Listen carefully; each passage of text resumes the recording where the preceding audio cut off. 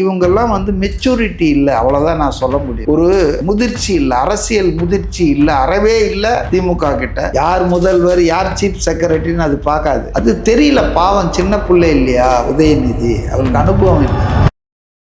ஒரு கல்யாணம், ஆற்காடு வீராசாமியுடைய பேரன் பேத்திய கல்யாணம், குடும்ப கல்யாணம், அதுல மாறி மாறி பேசுறாங்க. கதறல் சத்தம் கேட்கிறதா சிஎம்ன்றாங்களே, இவங்க கதறதா இப்ப நமக்கே கேக்குது. 35 நாளா கதறிட்டு இருக்காங்க.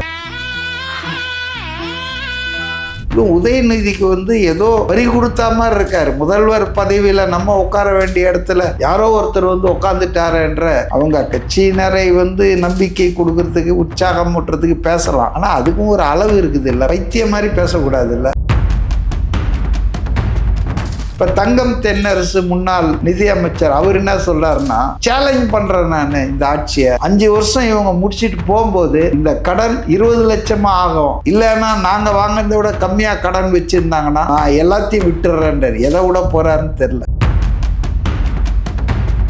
பிரியா எவ்வளவு மோசமான ஆள்னா, அவங்க ஆபீஸ்ல வேலை செஞ்ச ஒரு கடைநிலை ஊழியர், பெண் ஊழியர், இவங்க போடுற லிப்ஸ்டிக் கலர்லயே அவங்களும் போட்டாங்கன்னா அவங்கள டிரான்ஸ்ஃபரே பண்ணிட்டாங்க. மாநில அரசின் அமைச்சரவை கூடி தீர்மானிக்கும் என்னென்ன விஷயம் இந்த ஆளுநர் உரையில இருக்கணும். சோ அந்த உரையை தயாரிப்பது மாநில அரசு தான். கவர்னர் படிச்சுட்டு போக வேண்டியதுதான்.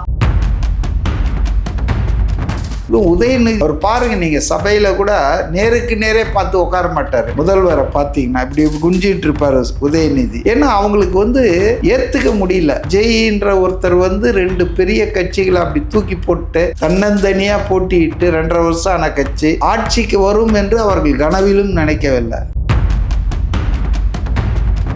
In and out life style நேயர்களுக்கு வணக்கம். இன்னைக்கு நம்ம கூட அரசியல் விமர்சகர் மதிவாணன் சார் தான் நம்ம கூட இருக்காங்க. வணக்கம் சார், எப்படி இருக்கீங்க? வணக்கம், நல்லா இருக்கேன் சார். தாவேகா பெரும்பான்மையை நிரூபிச்சதுக்கு அப்புறமா முதல் முறையா இந்த சட்டப்பேரவை நடந்திருக்கு. திமுக பல அடிதடியெல்லாம் பண்ணுவாங்க, வெளிநடப்புலாம் செய்வாங்க அப்படின்னு சொல்லி எல்லாருமே ரொம்பவே எதிர்பார்த்துக்கிட்டு இருந்த சமயத்துல, ஆனாலுமே சிஎம் வாயத்துறங்க அப்படிங்கிற ஒரு கருப்பு பேஜை மட்டும் குத்திட்டு உள்ள அவங்க என்ட்ரி ஆயிருக்காங்க. ஸோ இதை பற்றி என்ன நினைக்கிறதுக்கு என்ன இருக்குது? எதிர்கட்சி வேலையை பண்ணுறாங்க. இப்போ எதிர்கட்சிக்காரங்க அவங்க பேசும்போது இந்த ஆளுநர் உரையில் இருக்கக்கூடிய தவறுகள் அல்லது அவங்களுக்கு எதிர்க்க வேண்டிய விஷயங்கள்லாம் பேசிக்கலாம். இப்போ முதல் முறையாக தமிழ்நாடு சட்டமன்ற நிகழ்வுகள் நேரலையில் பாகுபாடின்றி, பாரபட்சமின்றி காட்டப்படுவதே ஒரு பெரிய முன்னேற்றம் தானே, ஜனநாயகத்துக்கு மிகப்பெரிய விஷயம். இப்போ நம்ம எல்லாரும் பார்க்குறோம் இல்லை, கடந்த காலங்களில் நீங்கள் பார்த்தீங்கன்னா செலக்டிவாக தான் காட்டுவாங்க, எடிட்டட் வெர்ஷன் தான் காட்டுவாங்க. அதுவும் ஆளுங்கட்சியில் முதல்வர் பேசுகிறத மட்டும்தான் காட்டுவாங்க. நான் சிலதெல்லாம் பார்த்துருக்கேன். எதிர்கட்சி தலைவர் எடப்பாடி பழனிசாமி எழுந்து நின்று பேசுவார், ஆனால் அவர் குரல் தான் கேட்க, அவர் முகத்தை காட்ட மாட்டாங்க. கேமரா அந்த பக்கமே திரும்பாது. ஒன்று சபாநாயகரை காட்டும், இல்லைன்னா முதல்வர் மந்திரிகளை காட்டும். இது சரியில்லை. சட்டமன்றத்தில் 2 பேருமே சமம். ஒரு சபாநாயகர் தேர்வு செய்கிறாங்கன்னா அன்றைக்கி நீங்கள் பார்த்துருப்பீங்க. இப்போ ஜேசிடி பிரபாகரனை எதிர்கட்சி தலைவரும் அவையில் முதல்வராக இருக்கிறவரும் சேர்ந்து கொண்டு போய் தான் உட்கார வைப்பாங்க. சட்டசபையின் 2 கண்கள் அப்படின்னு பார்த்தீங்கன்னா ஆளும் தரப்பு, எதிர்த்தரப்பு. அப்போ 2 பேருக்கும் சமமான வாய்ப்புகள் தரப்பட வேண்டும். அதான் சொல்லப்போனால் எதிர்கட்சிக்காரர்களுக்கு கூடுதல் வாய்ப்பு தரணும், அவங்களுக்கு தான் அதிகமாக விமர்சனம் பண்ணுறதுக்கான வாய்ப்புகள் தரணும். அதுதான் உண்மையான நியாயமான ஜனநாயகம். ஆனால் கடந்த 5 வருஷத்தில் நீங்கள் திமுக ஆட்சியில் பார்த்தீங்கன்னா, அப்பாவு சபாநாயகராக இருக்கும்போது எதிர்கட்சிகள் தலைவராக இருந்தாலும் எம்எல்ஏவாக இருந்தாலும் அவங்க பேசுகிற விஷயங்கள் வரவே வராதுங்க, ஃபோக்கஸே பண்ண மாட்டாங்க. அவரே அந்த கேமராவை டைரக்ஷன் கொடுத்துருவார். ஒன்லி ஆளுங்கட்சி முதல்வர், துணை முதல்வர், இல்லைன்னா சபாநாயகர், இவங்களை தவிர யாரையுமே ஃபோக்கஸ் பண்ண மாட்டாங்க. அது மாதிரிலாம் இல்லாமல் பாரபட்சம் இல்லாமல் ஆளும் தரப்பு பேசுனா அதை காட்டுறாங்க, எதிர்த்தரப்பு பேசுனா அதை காட்டுறாங்க. எதையும் சென்சார் பண்ணல, ஏன்னா நேரலை, எடிட்டட் கிடையாது. அப்போ இதெல்லாம் ஒரு பெரிய முன்னேற்றமாக, ஜனநாயக முறைக்கான ஒரு விஷயமாக நான் பார்க்குறேன். இது விஜய் அவர்கள் பொறுப்பேற்றதிலிருந்து இந்த பாரபட்சங்கள், ஒருதலை பட்சமாக செய்திகளை போடுறதெல்லாம் மாறி இருக்கு. அதனால் இன்றைக்கி முதல் கூட்டம் இதுதான். இந்த 17வது சட்டமன்ற தேர்தல் முடிஞ்ச பிறகு நடக்கிற முதல் கூட்டம். முதல் கூட்டத்திலே கருப்பு பேட்ஜ் அணிஞ்சுன்னு யாராவது வருவாங்களா? உங்களுக்கு வந்து வாய்ப்பு கொடுக்குறாங்க. நீங்கள் என்ன சொல்லணுமோ அதை அங்கே அவைக்குள்ளே பேசுங்க, அது ரெக்கார்டாவது மக்கள் பார்க்க போகிறாங்க. ஆனால் இவங்கெல்லாம் வந்து மெச்சூரிட்டி இல்லை, அவ்வளோதான் நான் சொல்ல முடியும். ஒரு முதிர்ச்சி இல்லை, அரசியல் முதிர்ச்சி இல்லை, அறவே இல்லை திமுக கிட்ட. அதுவும் உதயநிதிக்கு வந்து ஏதோ பறி கொடுத்தா மாதிரி இருக்கார். முதல்வர் பதவியில் நம்ம உட்கார வேண்டிய இடத்துல யாரோ ஒருத்தர் வந்து உட்காந்துட்டாருன்ற அவர் பாருங்கள், நீங்கள் சபையில் கூட நேருக்கு நேரே பார்த்து உட்கார மாட்டார். முதல்வரை பார்த்தீங்கன்னா இப்படி குஞ்சிட்டு இருப்பார் உதயநிதி. ஏன்னா அவங்களுக்கு வந்து ஏற்றுக்க முடியல. விஜய்ன்ற ஒருத்தர் வந்து 2 பெரிய கட்சிகளை அப்படி தூக்கி போட்டு தன்னந்தனியாக போட்டியிட்டு 2.5 வருஷம் ஆன கட்சி ஆட்சிக்கு வரும் என்று அவர்கள் கனவிலும் நினைக்கவில்லை. அதனால தான் இப்போ அதிர்ச்சி அடைஞ்சு போய் சில நேரங்களில் மென்டலாக பேலன்ஸை கூட விட்டுறாங்க. நேற்று நான் பார்த்தேன் ஒரு கல்யாணம், ஆற்காடு வீராசாமியுடைய பேரன் பேத்திய கல்யாணம், குடும்ப கல்யாணம். அதில் மாறி மாறி பேசுகிறாங்க. கதறல் சத்தம் கேட்கிறதா சிஎம்ன்றாங்களே, இவங்க கதறது தான் இப்போ நமக்கே கேட்குது. 35 நாளாக கதறிட்டு இருக்காங்க. அதில் ஸ்டாலின் பேசுகிறாரு, ஏதோ ரீல்ஸ் போடுறாங்க, கோட் போடுறாரு, என்னவோ பேசுகிறாங்க, விடுங்க. ஆனால் உதயநிதி என்ன பேசுகிறாருன்னா, இந்த ஆட்சி துவங்கி 35 நாள் தான் ஆச்சு, இன்னும் 4.25 வருஷம் 5 வருஷம் இருக்குதுங்க. அவர் பேசுகிறாரு, அவங்க கட்சியினரை வந்து நம்பிக்கை கொடுக்கறதுக்கு உற்சாகம் ஊட்டுறதுக்கு பேசலாம், ஆனால் அதுக்கும் ஒரு அளவு இருக்குது இல்லை, பைத்தியம் மாதிரி பேசக்கூடாது இல்லை. அவர் என்ன பேசுகிறாருன்னா, இந்த சோபா மாடல் அரசு வந்து மக்கள் வீசி தூக்கி வீசும் நாள் வெகு தொலைவில் இல்லை. ரொம்ப மாடல்ங்கிறாரு, அப்படி இல்லைன்னா ரீல்ஸ் ஆட்சி நடக்குது. அதான், இந்த ஆட்சியை தூக்கி மக்கள் வீசும் நாள் வெகு விரைவில் இருக்கிறது. நம்முடைய கழக தலைவர் மு.க. ஸ்டாலின் அவர்கள் முதல்வராக அமரப் போகிறார்ன்றாரு. என்ன இந்த ஆளுக்கு பைத்தியங்கீத்தை பிடிச்சி போச்சா? எம்எல்ஏ ஆகலைங்க ஸ்டாலின். ஆமாம், இந்த ஆள் எம்எல்ஏ ஆகலை, அப்புறம் எப்படி இவர் வந்து முதல்வர் ஆவார்? அதாவதுங்க அவங்களுக்கு வந்து இன்னும் நடக்கிறது என்ன, காண்பது கனவா அல்லது நிஜமானு கிள்ளி பார்த்துக்க வேண்டியது தான் அவங்கெல்லாம். அதனால் முன்னுக்கு பின் முரணாக பேசுகிறாங்க.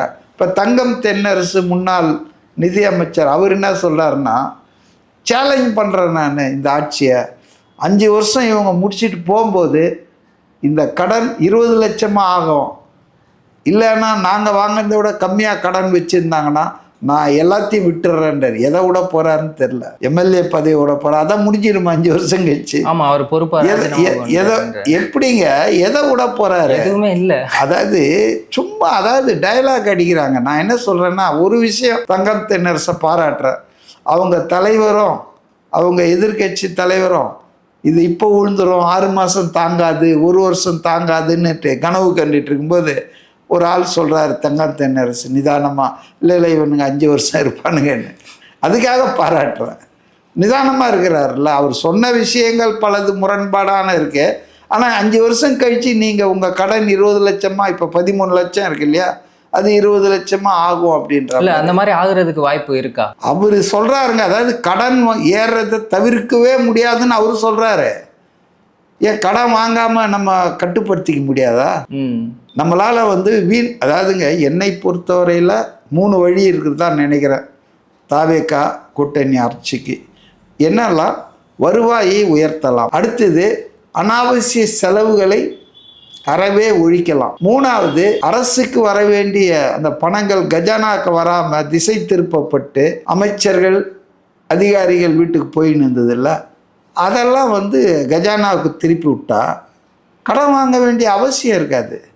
உதாரணத்துக்கு ஒன்று நான் சொல்கிறேன். இப்போ இந்த டாஸ்மாகில் இந்த பெட்டி கிட்டி இந்த விஷயங்களில் அதில் ஒரு 100 கோடி ரூபாய் அனாமத்தான் மாதம் மாதம் அமைச்சர்கள் அதிகாரிகள் முதல்வர் எல்லாரும் போனதாக செய்தி வந்தது. இப்போ திரு விஜய் அவர்கள் ஆட்சிக்கு வந்த உடனே முதல்ல செஞ்சது என்னென்னா, இந்த பணம்லாம் வந்து தனியாருக்கு யாருக்கும் போகக்கூடாது, இன்றைக்கி இருக்கிற முதலமைச்சருக்கு இன்றைக்கி இருக்கிற அமைச்சருக்கெல்லாம் அனுப்புவாங்க, அதான் முறை.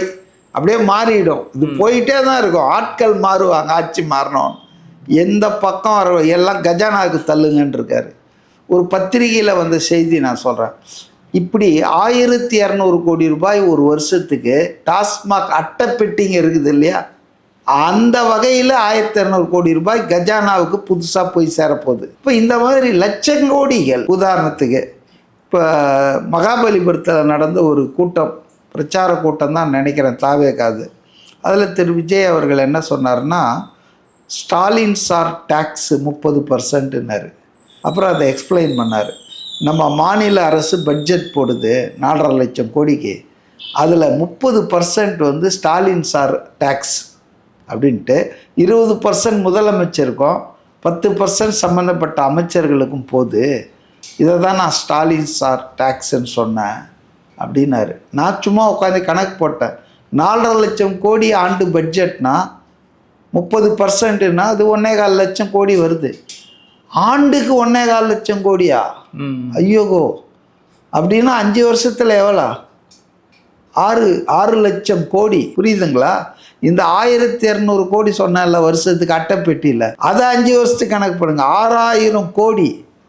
அப்போ லட்சம் கோடிகளில் 1000 கோடிகளில் கும்மாலாம் அடித்தவங்களுக்கு அந்த பணம்லாம் வந்து இன்றைக்கி கஜானாவுக்கு வந்ததுன்னு வச்சிங்களேன். ஏன் வந்து அவர் கொடுத்த அந்த உறுதிமொழியெல்லாம் நிறைவேற்றலாமா? அஃப்கோர்ஸ் எல்லாரும் என்ன சொல்கிறாங்கன்னா, மாமன் சீர், தாய் மாமன் சீரு, சிலிண்டரு இதுக்கெல்லாம் கொடுக்கறதுக்கு அப்போ அவங்க வேற மாதிரி சொன்னாங்க, எதிர்மறையாக சொன்னாங்க.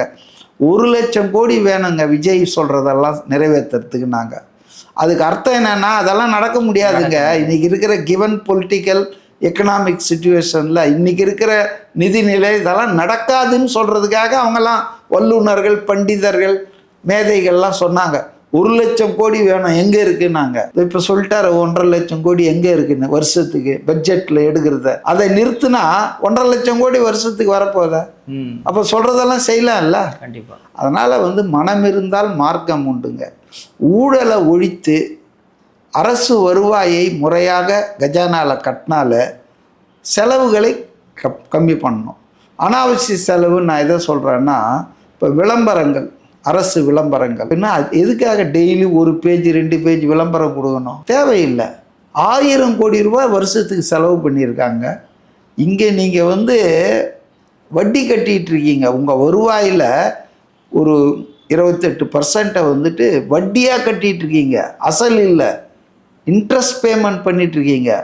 அப்படி இருக்கிற ஒரு மாநிலத்துக்கு டெய்லி 3 பக்கம் விளம்பரம். இல்லை, இவங்க விளம்பரம் பண்ணிட்டு இப்போ தாவேக்கா வந்துட்டு ரீல்ஸ் ஆட்சி நடத்திக்கிட்டு இருக்கீங்க, விளம்பரம் பண்ணுறீங்கன்னு. ஏங்க, அவங்க வந்து 100 கோடி ரூபாய் செலவு பண்ணி யூடியூப்ல தொடரட்டும் யார் போட்டது? அவங்க தான். திமுக. நாங்கள் ஒன்றுமே போடலன்றாங்களே. 5000 கோடி ரூபாய் செலவு பண்ணியிருக்காங்க. ஃபேஸ்புக், யூடியூப், ட்விட்டருக்கு மட்டும் 5000 கோடி. அப்புறம் இந்த பத்திரிகைகளுக்கு கொடுத்தாங்க பாருங்க விளம்பரம். அதுவும் கடைசி ஒரு 4-5 மாதம் 5 பக்கம் விளம்பரம் வரும். இந்த பக்கம் ஸ்டாலின், இந்த பக்கம் உதயநிதி, நடுவில் கருணாநிதி. அவர் எந்த பொறுப்பில் இருக்கிறாருன்னு தெரியாது. நேற்று திமுக ஆட்கள் எப்படி பேலன்ஸ் இழந்துட்டாங்க, அவங்கள இந்த தேர்தல் தோல்வி எப்படி அவங்கள சமநிலை, அந்த மன சமநிலை, மூளை வந்து அப்படி எப்படி இம்பேலன்ஸ் ஆயிடுச்சுன்னா தடுமாற்றம் வந்துடும். ஒரு உதாரணத்துக்கு சொல்கிறேன். திருநெல்வேலி மேயர், அவர் ஒரு திமுக. அந்த மாநகராட்சியில் பெரும்பகுதி திமுக, அதனால் அவர் மேயரும் திமுக தான் வச்சுங்களேன். அவருடைய அலுவலகத்தில் முதலமைச்சருடைய படம் போட்டிருக்காங்க. அதாவது ஒரு முதலமைச்சர் யார் வந்தாலும், பிரதமர் யார் வந்தாலும் அரசு அலுவலகங்களில் அவங்க படத்தை ஸ்டாண்டர்ட் ஃபோட்டோ தான், இஷ்ட ஃபோட்டோலாம் வைக்க முடியாது, ஒரு ஸ்டாண்டர்ட் ஃபோட்டோ வச்சுருவாங்க. இப்போ அந்த மாதிரி ஒரு ஃபோட்டோ வச்சுருக்காங்க. இவர் என்ன பண்ணுறாருன்னா, அந்த ஃபோட்டோ இவருக்கு தலைக்கு மேலே வச்ச உடனே இந்த ஸ்டேஜை விட்டுறாரு. அவர் டேபிள் சேர்லாம் விட்டுறாரு. அங்கே வந்து சைடில் ஒரு சோபா இருக்குது, விசிட்டர் சோபா. அங்கே வந்து உட்காந்துன்னு ஃபைல் பார்த்துட்டு இருக்கிறாரு. என்னன்னா, விஜய் அவர்கள் படத்து கீழே வந்து உட்காந்து வேலை செய்ய அவருக்கு பிடிக்கலையா. நான் அந்த இது பார்த்தேன், வீடியோ பார்த்தேன். அதெல்லாம் தொலைக்காட்சியில் வந்தது, யூடியூப்பில் வந்தது தான் சொல்கிறேன். அப்போ அதில் பார்த்தீங்கன்னா விஜய் படம் இருக்குது, அதுக்கு லெஃப்டில் வந்து கருணாநிதி படம் இருக்குது, ரைட்டில் ஸ்டாலின் படம் இருக்குது. எதுக்காக இவங்க படங்கள்லாம் இருக்குது? கருணாநிதி படம் எங்கே இருக்குது? ஏன் ஸ்டாலின் படம் இருக்கணும்? ஸ்டாலின் அவர்கள் ஃபோட்டோ வைக்க சம்மந்தமே இல்லையே. அதாங்க, ஸ்டாலினாவது முன்னாள் முதலமைச்சர், இன்னும் எடுக்கலன்னு புரிஞ்சுக்கலாம். கருணாநிதி எப்போங்க இருந்தார் கடைசியாக முதலமைச்சரா? முத்துவேலர் படம் ஏதாவது எடுத்துன்னு தான் வந்து மாட்டிடுவானுங்க பொழுது கொஞ்சம் விட்டா. அதனால் அவங்களுக்கு சமநிலை போயிடுச்சுங்க. இதை வேற தொலைக்காட்சியில் காட்டுறாங்க. அப்படியே அவர் தன் இருக்கையை விட்டுட்டார், திறந்துட்டார். இந்த புத்தர், இந்த இளவரசர் பட்டத்தை திறந்துட்டு வந்துட்டார்ல, அது மாதிரி இவர் அந்த அலுவலகத்தில் அவர் சீட்டில் உட்காராமல், ஏன்னா மேலே விஜய் இருக்கார், முதலமைச்சராக இருக்கிறாரு, ஓடிடான், தமிழ்நாடு விட்ட ஓடி போயிட்டான். ஓடுவியா?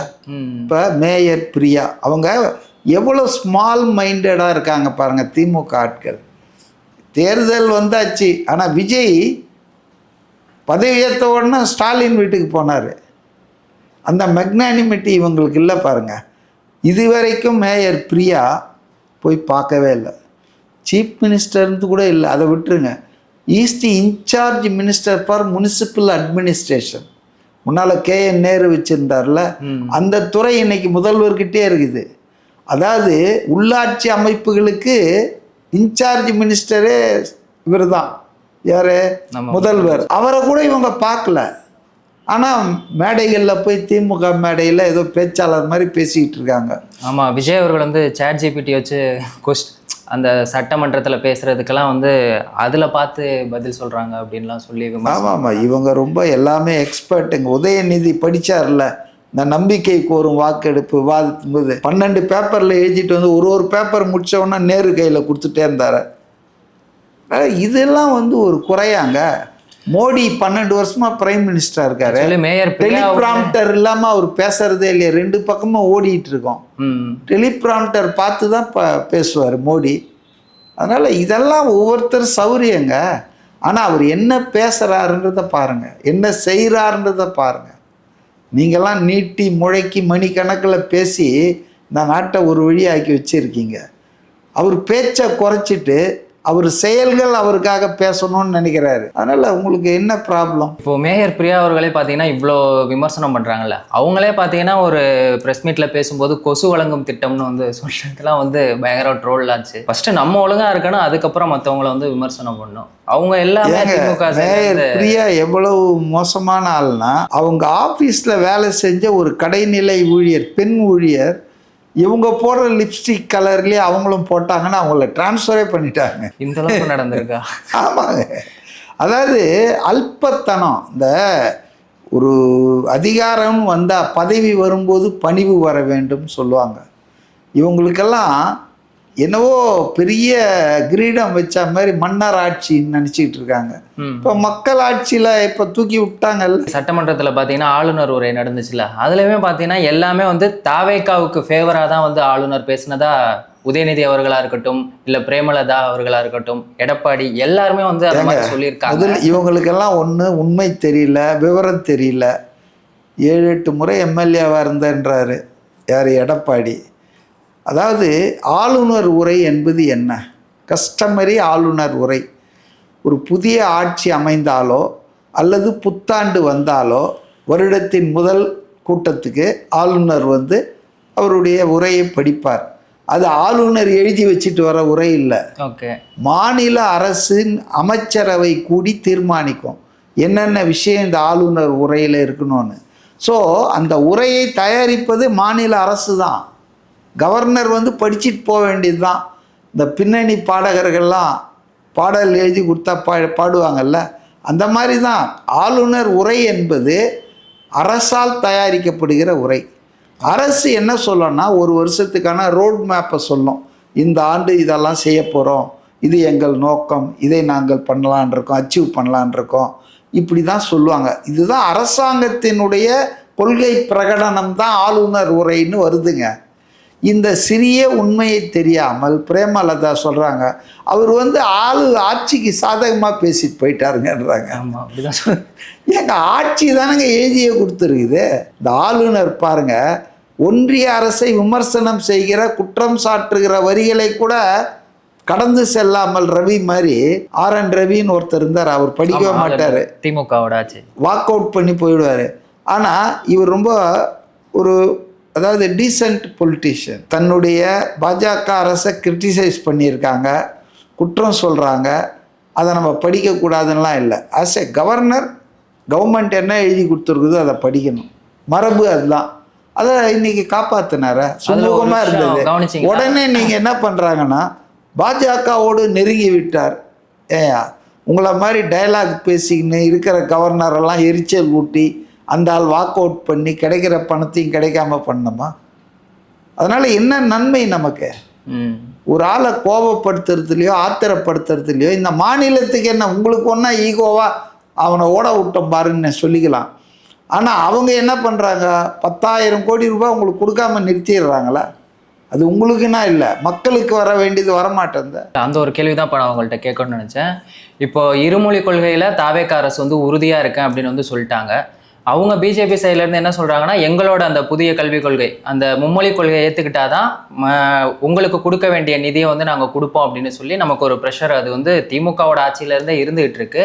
ஸோ இப்போ இதனால் நமக்கு வர வேண்டிய நிதி அப்படிங்கிறது பாதிக்கப்படுமா? அதாவதுங்க, நிதி ஆயோக் கூட்டம் 11வது நிதி ஆயோக் கூட்டம் டெல்லியில் சில வாரங்களுக்கு நடந்தது. 18ஆம் தேதி நடந்தது. 11 நினைக்கிறேன், 11ஆம் தேதி நடந்தது. அப்போ அவர் போகும்போது அங்கே பேசினார், இதை நீங்கள் எங்களுக்கு இந்த நிபந்தனையெல்லாம் விதிக்காதீங்க, நாங்கள் இருமொழி கொள்கை தான், எங்களுக்கு மும்மொழி கொள்கை வேண்டாம், எங்களுக்கு உங்களுடைய புதிய கல்விக் கொள்கை வேண்டாம், நாங்களே பார்த்துக்கிறோம், இந்த பணத்தை மட்டும் ரிலீஸ் பண்ணுங்கள், இது கொஞ்சம் நிபந்தனை போட்டு தராமல் இருக்காதீங்கன்னு சொல்லி சொன்னார். அதே போல் நீட்டில் கூட எங்களுக்கு வந்து விலக்கு கொடுங்க, அப்படி இல்லைன்னா மாநில கோட்டா இருக்குல்ல, எம்பிபிஎஸ் பிடிஎஸ் சீட்டு, அதுக்கு நாங்களே எங்கள் மாநில அரசு +2 மார்க்கை வச்சு நாங்கள் ஃபில்லப் பண்ண அனுமதிங்க நாங்கள். அப்போ எது எது சாத்தியமோ, எது எது காரிய சாத்தியமோ அதை வந்து செய்யலான்ற மாதிரி ப்ராக்டிக்கலாக இருக்காங்க. வரட்டுத்தனமாக அடைந்தால் மகாதேவி இல்லையேல் மரண தேவின்றது இல்லை. நீட்டை ஒழிப்போம் நாங்கள் ஆட்சிக்கு வந்தால், அதன் மந்திரம் எங்கள் காதில் விநாயகர் சொல்லிட்டாருன்னு உதயநிதி சொல்கிறாங்க. ரகசியத்தை மட்டும் இப்போ வரைக்கும் சொல்லலை, சொன்னாங்களா? அது தெரியாது அவங்களுக்கு. 4.25 வருஷம் ஆன பிறகு ஸ்டாலின் சட்டசபையில் சொன்னார், எங்களுக்கு அந்த அதிகாரம் இல்லை, அது ஒன்றிய அரசுக்கிட்ட தான் இருக்குது, எங்களுக்கு அந்த அதிகாரம் எங்கள் கூட்டணி ஒன்றிய ஆட்சியில் அமைஞ்சதுன்னா அப்போ அதை நாங்கள் மாற்றுறோன்னாரு. இல்லை, இது தெரியறதுக்கே 4.25 வருஷம் ஆயிருக்கு பாருங்க. தெரியறதுக்கு இல்லை, தெரியும், ஏமாத்தினாங்கன்னு சொல்லலாம், மக்களை வஞ்சித்தார்கள். தெரிந்தே நடக்காத விஷயத்த காதில் ரகசியம் சொல்லிட்டாங்க, எங்களுக்கு அந்த மந்திரம் தெரியும்லாம் பேசி மக்களை ஏமாற்றிட்டு ஓட்டை வாங்கிட்டாங்க. இப்போ நீங்கள் மக்களை ஏமாற்றுவதில் வந்து திமுகவினரை யாரும் அடிச்சிக்க முடியாது. நம்பர் 1 தான் அவங்க உலகத்திலே. உதாரணத்துக்கு குடும்பத் தலைவிகள் உரிமை தொகை 1000 ரூபாய் மாதம் தருவோன்னு சொல்லி பெண்கள் ஓட்டெல்லாம் வாங்கி தான் 2021 அவங்க ஜெயித்தாங்க. யார் ஓட்டு போட மாட்டாங்க? 1000 ரூபாய் கொடுக்குறேன்றாங்களே. ஆனால் இவங்க ஜெயிச்சு 28 மாதம் அதை பற்றி ஒன்றுமே பேசலை. அதுக்கப்புறம் எல்லாருமே கொஞ்சம் முணுமுணுத்தாங்க, என்னையா சொன்னானுங்க செய்யலையேன்னு. அதுக்கப்புறம் என்ன பண்ணாங்க, தகுதியுள்ள குடும்ப தலைவிகள்னு ஒரு வார்த்தையை சேர்த்தானுங்க. ஆமாம், சேர்த்து 3 கோடி பேரில் 1 கோடி பேரை வெளியே தள்ளிட்டாங்க லிஸ்ட்லேருந்தே, இன்எலிஜிபிள்னு சொல்லி, தகுதி இல்லைன்னு. அதுக்கப்புறம் இருக்கிறவங்களுக்கு மட்டும் கொடுத்தாங்க. ஆச்சுங்களா? அதுக்கு எவ்வளோ நாள் ஆச்சு? 28 மாதம் ஆச்சுங்க. ஆனால் உதயநிதி கேட்குறாரு ஃபஸ்ட்டு வீக்கில், விஜய் வந்து அவர் தேர்தல் கால உறுதிமொழிகளை ஏன் நிறைவேற்றவே மக்கள் கேட்கிறார்களாம். ஏன் உனக்கு தெரியவானா? நீயே 28 மாதம் 30 மாதம் பண்ணியிருக்க. 505 உறுதிமொழி திமுக கொடுத்ததில் 2021 தேர்தலில் இப்போ முடிச்சுட்டு போயும் 105 உறுதிமொழி நிறைவேறாமல் இருக்குது, including old pension scheme to government employees. அதனால் அவங்களுக்கு வந்துங்க காழ்ப்புணர்ச்சியில் பேசுகிறாங்க, அது ஜனங்களுக்கு புரியுதுங்க.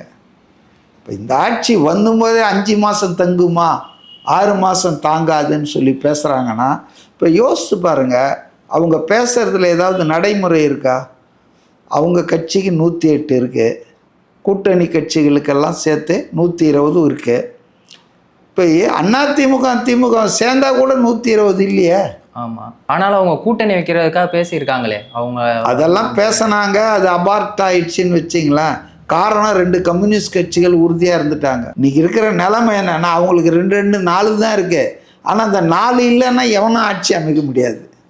தேவையான அந்த 118 இருக்கு இல்லையா, மேஜிக் ஃபிகர், அது யாருக்கும் கிடைக்கல, அங்கே அசம்பிளி ஆயிடுச்சு. அதனால் இன்றைக்கி வந்து இவங்களுக்கு வந்து ஆட்சி நாங்கள் வந்துடுவோம் திரும்ப பேசுகிறதுக்கு அர்த்தமே இல்லை. ஏன்னா திமுக 1962 அண்ணா காலத்துலேருந்து ஸ்டாலின் காலம் வரையில் ஒரே ஒரு முறை 1977 தான் தனித்து போட்டிட்டாங்க கூட்டணியே இல்லாமல். மற்ற எல்லா காலத்திலும் கூட்டணி வச்சு தான் போட்டி போட்டாங்க. அதில் பல முறை தோற்று இருக்காங்க, சில முறை ஜெயிச்சிருக்காங்க. 77லையும் தோத்தாங்க, தனியாக போட்டி போடும்போதும் தோத்தாங்க. அதனால் திமுகவுக்கு கூட்டணி கட்சிகள் தான் வெண்டிலேட்டர் மாதிரி. அந்த வெண்டிலேட்டர் இல்லைன்னா திமுக நடைப்பிணம் தான். இன்றைக்கி வெண்டிலேட்டர் இல்லாமல் போயிடுச்சு. இப்போ லேட்டஸ்ட்டாக மதிமுகவும் வரப்போகுது. 27ஆம் தேதி அவங்க பொதுக்குழு போட்டிருக்காங்க, அணி மாற போகிறாங்க. அப்போ திமுகவுக்கு இனி எதிர்காலமே இல்லை. அண்ணா திமுகவுக்கு அவங்க எதிர்காலத்தை பற்றி நினைக்கவே மாட்டாங்க. அதனால் வந்துங்க, விஜயனுடைய ஆட்சி இப்படியே நல்லபடியாக இருந்ததுன்னா அடுத்து வெஸ்ட் பெங்காலில் எப்படி ஜோதி பாசு இருந்தார் ஒரு 30 வருஷத்துக்கு மேலே, அது மாதிரி விஜய் தமிழ்நாட்டை ஆளுவதற்கான வாய்ப்பு தான் அதிகமாக இருக்குது. இப்போ அவங்க ஆட்சிக்கு வந்து 38 நாள் ஆயிடுச்சு இன்னையோட. ஆனால் திமுக சைட்லேருந்து பார்த்தீங்கன்னா விமர்சனம் மட்டும்தான் வந்துகிட்டே இருக்கே தவிர ஒரு ஆட்சியில் குறைகளும் இருக்கும் நிறைகளும் இருக்குது. அதுவும் வந்து பார்த்தீங்கன்னா ஒரு மாதம் தான் இருக்குது. அவங்க சைட்லேருந்து பாசிட்டிவாக எதுவுமே பேச மாட்டாங்க. இன்னொரு பக்கம் மேஜராக இப்போ உதயநிதி அவர்கள் வைக்கிற ஒரு முக்கியமான குற்றச்சாட்டாக இருக்கிறது என்ன அப்படின்னா, திமுக கொண்டு வந்த ஒவ்வொரு திட்டத்துக்கும் இவங்க வெறும் ஸ்டிக்கரை மட்டும் ஒட்டி வச்சிடுறாங்க, அந்த மாதிரி தான் பண்ணுறாங்களே தவிர தாவேகா எதுவுமே புதுசாக பண்ணலை அப்படின்னு சொல்கிறாங்க. ஸோ இதை பற்றி நீங்கள் என்ன? சரி, இப்போ சத்துணவு திட்டம் பிள்ளைகளுக்கு வருது, அதை யார் கொண்டு வந்தது? ஒரிஜினல் ஃபாதர் யார் அதுக்கு, இந்த திட்டத்துக்கு? காமராஜ். மதிய உணவு திட்டம், நாங்கள்லாம் அதில் சாப்பிட்டு வளர்ந்தவங்க, நானும் சாப்பிட்ருக்கேன். ரைட்டா? அப்போ மதிய உணவு திட்டம் தான் திமுக ஆட்சியில் கைவிடப்பட்டு நிறுத்தப்பட்டு எம்ஜிஆரால் தோற்றுவிக்கப்பட்டது. பெயர் மாற்றம் பண்ணி முதலமைச்சரின் சத்துணவு திட்டம்னு போட்டார். அப்போ எம்ஜிஆரை போயிட்டு நீங்கள் ஸ்டிக்கர் ஓட்டிட்டீங்க காமராஜர்னு காங்கிரஸ்காரன் சொன்னானா? இல்லை. நல்லது யார் செஞ்சாலும் நல்லது தானேங்க. ஒரு பக்கம் சொல்கிறாங்க திமுகவின் திட்டங்களெல்லாம் நிறுத்தக்கூடாதுன்றாங்க. இவர் என்ன சொல்கிறாரு திரு விஜய் அவர்கள்? நல்ல திட்டங்கள் அனைத்தும் தொடரும்ன்றாரு. தொடருதா இல்லையா? 2 மாதம் மக்கள் அந்த மகளிர் உரிமை தொகை பணம் வந்துடுச்சா இல்லையா? அதுக்குள்ளே மே மாதம் 15ஆம் தேதி காலையிலே போடுறாரு ட்வீட்டு, இதை நிறுத்தினால் நாங்கள் போராடுவோம்னு.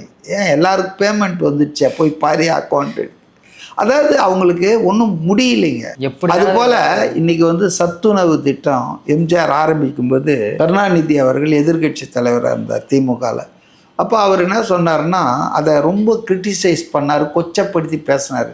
எம்ஜிஆர் வந்து இளம் பிள்ளைகள் கையிலெல்லாம் தட்டை கொடுத்து கையேந்த வச்சுட்டாரு அப்படின்னாரு. ஆனால் இவர் ஆட்சிக்கு வந்தார், இவரால் அதை நிறுத்த முடிஞ்சுதா? என்ன பண்ணார் தெரியுங்களா?